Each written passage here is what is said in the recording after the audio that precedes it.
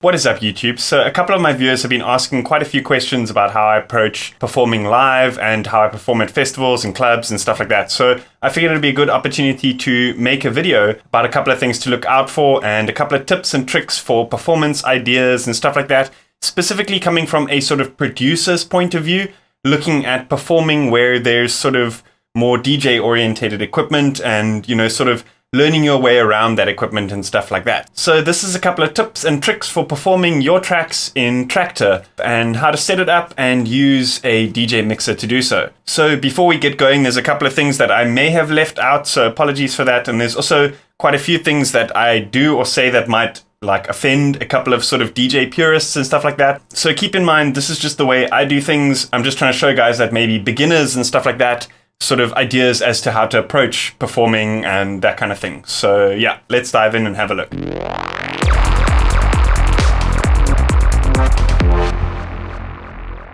So a big thanks to Shane at SL Soundz for making this video possible by lending me this mixer. I don't own a DJ mixer. I have in the past, but I ended up selling it just because I felt it was underutilized in my studio. So anyway, I digress. Most of the time when you arrive at a festival or a club, you will be granted with a Pioneer mixer. So I figured it would be perfect for this video to show you guys a few tips and tricks to look out for and a sort of producer's take to approaching the Pioneer DJM series of mixers, specifically for live performance and stuff like that. So the chances are when you get to the mixer, it's not going to be at sort of default setting, and you're going to just have to make sure that a couple of things are in the right place and a couple of settings are how you want them before you actually start your performance, because you don't want to be stuck halfway and then you realize some big thing has to change and you're going to have to stop your performance to do so. The chances are when you get to the mixer, you're also going to be faced by the DJ before you, and he's probably going to be on these two channels over here doing his thing. So the trick is to not disturb him and to not fiddle with his settings, but at the same time make sure that your settings are exactly the way you want them for when you start. So a couple of key things to look out for is to make sure that your track selectors over here are set to the correct input at the back. So you'll notice here that these selector switches, they'll correlate to the different inputs at the back here. So if you go into the CD/line input on channel 1 at the back, you're going to have to make sure that you've set that before you begin your set. You don't want to suddenly jump in. Trust me, I've been in that situation far too many times. Another thing to look out for is the crossfader. At the bottom of each channel, you've got this crossfader assignment. And what this does is it assigns each of these channels to either A or B on the crossfader.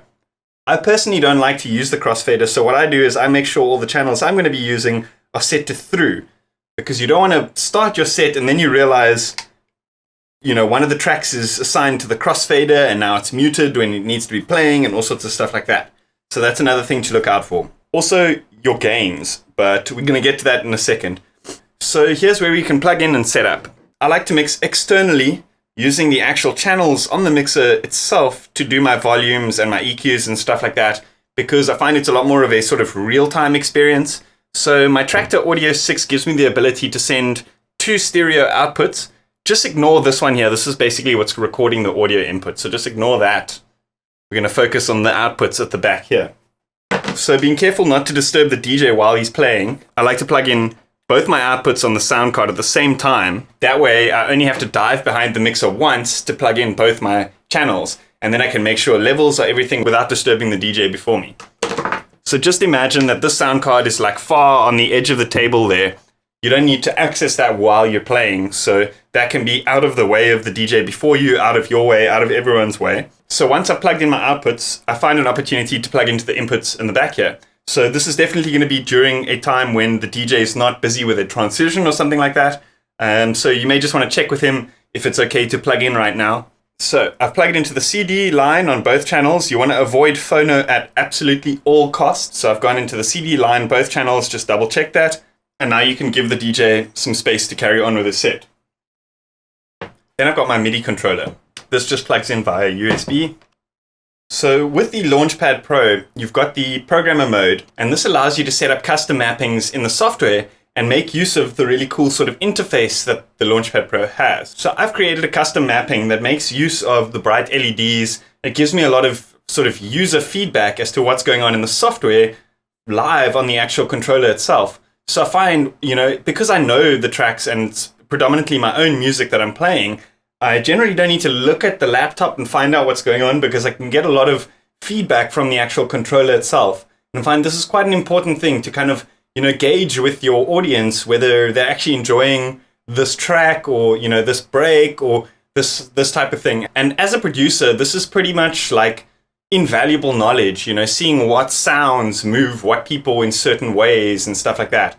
So I like to stay away from the laptop and concentrate on my performance and the audience. And I find having a controller that has a lot of feedback helps you do so. I've opened up Traktor. I've got my sound card routed into my channels here. The DJ before me is still busy with his set, and I've got my MIDI controller. Everything seems good to go. Now, what I want to do before the DJ before me finishes his set is make sure that my gains are at a good level. So you might want to gauge at what sort of level the guy before you is playing at using these VU meters over here. And that's going to give you a sort of representation of how loud you should turn your trim pots over here, these two knobs at the top. How loud you should turn those. So first things first, I want to make sure that I set all my EQs to 12 o'clock. That way the VU here is going to be accurate to a full frequency sound.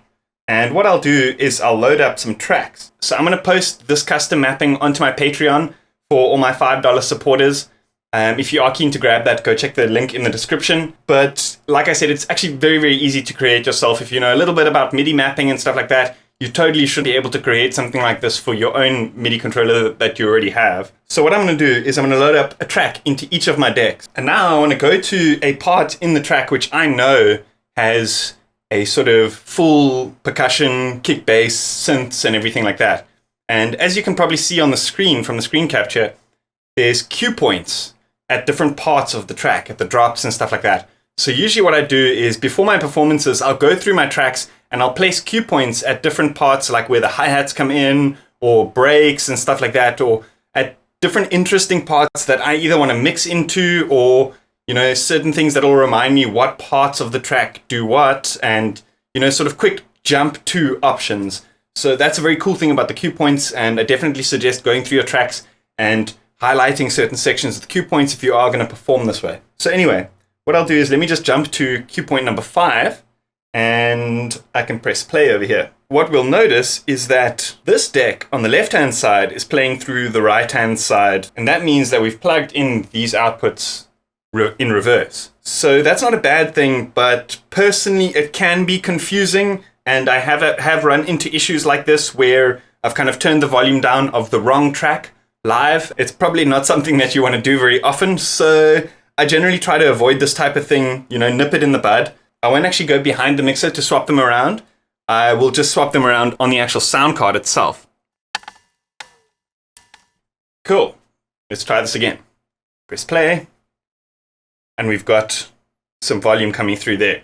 Now let's do the same with track B. What we'll notice here is that track B is ever so slightly softer than track A.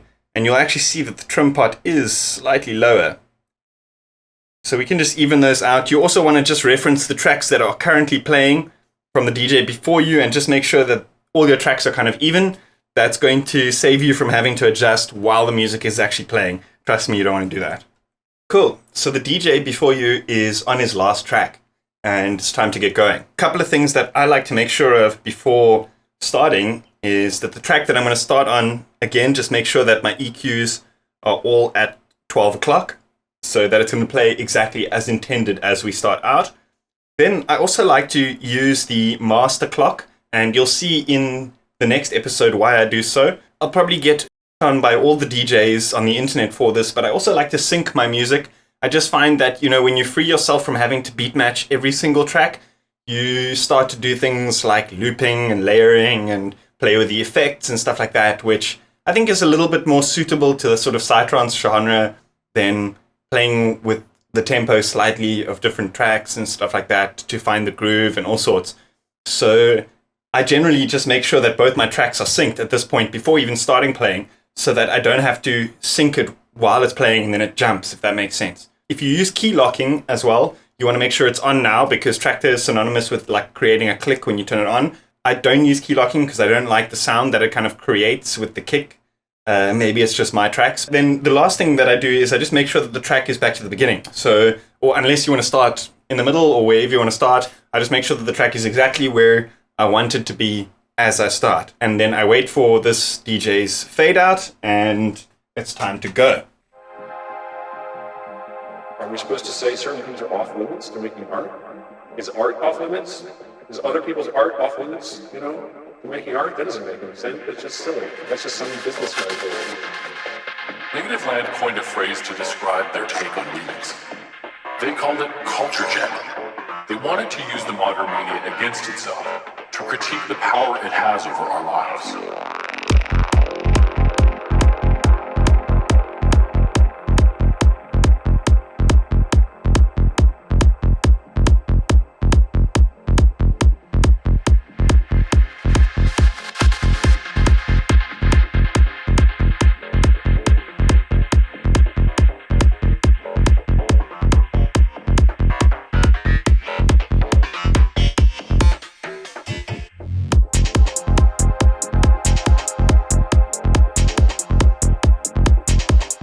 So let's say, for example, you see the crowd is really digging that groove of that bass line. Don't hesitate to loop it, because that way you'll kind of extend that moment for them. You know, you may not have kind of foreseen while sitting in the studio how, you know, groovy a certain section may be. So definitely, like I said, you know, read off the crowd. You know, if they start to cheer at a certain point, don't hesitate to loop it. But also at the same time, don't hesitate to loop it to create alterations and new variations of, you know, the tracks that you've already made in studio. So one thing I like to do is, you know, say for example, we've got a section here that's sort of just quite a bare section. It's got kick and bass, but only a little bit of percussion. So then what I like to do is, you know, because I know the music that I've created, I know what parts, which tracks have, you know, nice sort of percussion loops and stuff like that. So I can think, you know, let me layer maybe a percussion loop over this sort of bare section and start fading it in and playing with it to create more of a sort of live feel. So as you can see, track B is sitting at cue point number 5. So let's loop that and then play it. So you want to make sure you've synced the play to the start point of this one, just so that they correlate in terms of the phrasing, not only the actual sync of the beat, but you want to make sure the phrasing is the same. So when the bar ends on track B, the bar starts kind of on track A, if that makes any sense. So here, what I want to do is I want to turn the lows and the mids down on track B so that I don't get any of the bass and any of the low frequencies and stuff coming through. I'm just kind of isolating the sort of percussion side of things. And I'm going to start fading it in here and playing with a little bit, maybe with these effects. But now what I want to do is I want to switch this effect over to channel 2, because this is the channel that I want to apply these effects to. Cool. Let's have a listen to what's going on.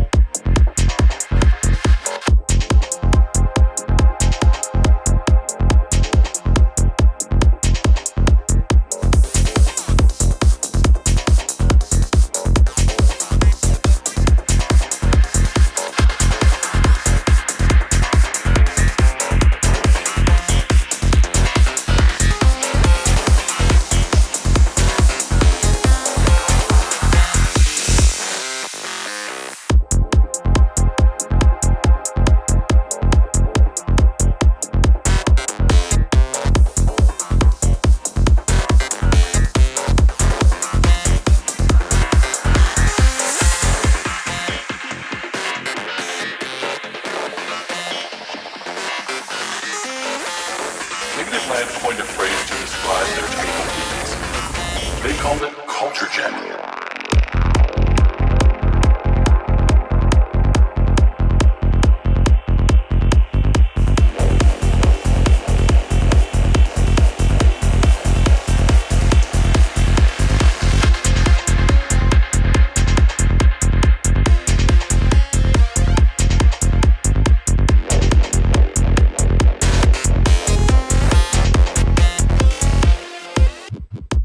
So the transitions probably aren't as smooth as I'd like them to be, because I'm concentrating on a lot of aspects here, you know, the video and stuff like that. And I haven't really practiced much with these tracks. And the idea is to kind of like build routines of like certain drops that you use with other tracks and stuff like that. And, build certain like types of effects that you like to use, certain like sort of filtering transitions and stuff like that. Cool. So that's generally how I like to play with the sort of layering and transitions of them. Look out for what sections might be missing in a certain track, and then start to fade them in with another track that might have those sections in them. Use the EQs to isolate those sections, filters, effects, all sorts of stuff like that to create these kind of new variations on the spot. So now let's look at how I would transition between these two tracks. So the idea is similar to, how sort of like frequency conflict and EQing. You want to make sure that your two low EQ knobs are never both up at the same time. So, during a sort of drop or breakdown, you quickly swap between them. But on top of that, I like to slowly fade between the mids just before transitioning the lows. I find that sounds a little bit cleaner and stuff like that, but it's also about finding the sort of part in your track which you think might work properly with that transition. So let's say, for example, at the end of this track on track A over here, I know that the hi-hats come out at a certain point. I'm going to just fast forward to that point. I know that the hi-hats come out at a certain point and it's just playing kick and bass. So what I can do is I can plan the hi-hats coming in on this side to transition nicely. So like when the hi-hats drop here, they come in here, if that makes sense. And then, transition between the kick and the bass. And I also like to use loops to kind of plan this and do this a little bit more accurately. So let's jump to point number 3 on this side. I think this is where the hi-hats come in. Not the proper open hi-hats, but the rolling hi-hats. And then what I'm going to do is I'm going to play this out. And when that kind of beat drops here, I'm going to transition those hi-hats in. So you're going to see what I'm talking about.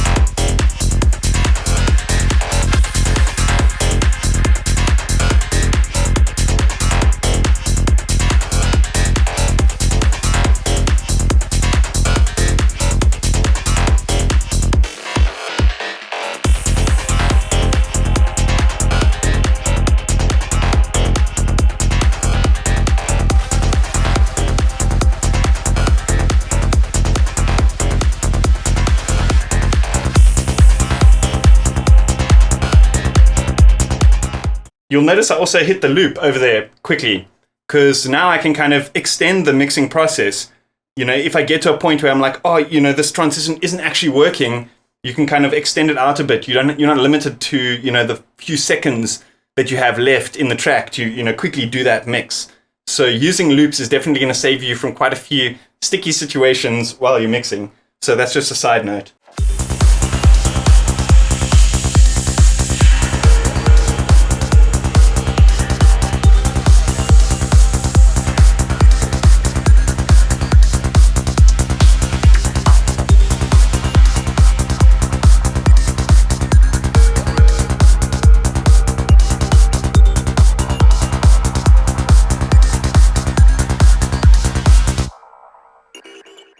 Okay, so I'm going to explain how Q works for those producers who may not know and may be looking for a quick crash course. So, before you start your set, it's quite helpful to plug your headphones in and just monitor your channel to make sure that the audio you're getting out is actually what you want. There's no like clicks and pops or no like effects in the software or something that might be applied.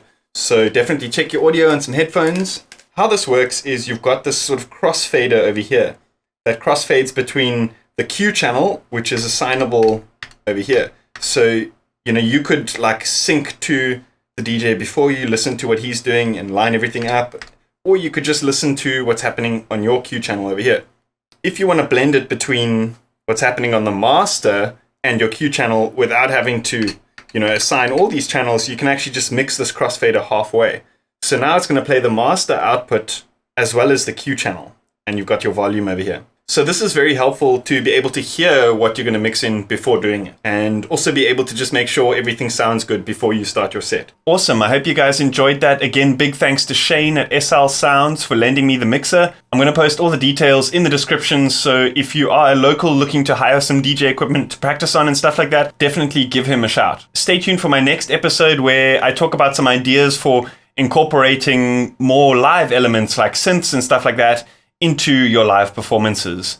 A big thanks to IDM Mag, proud supporters of the dance music scene and my channel.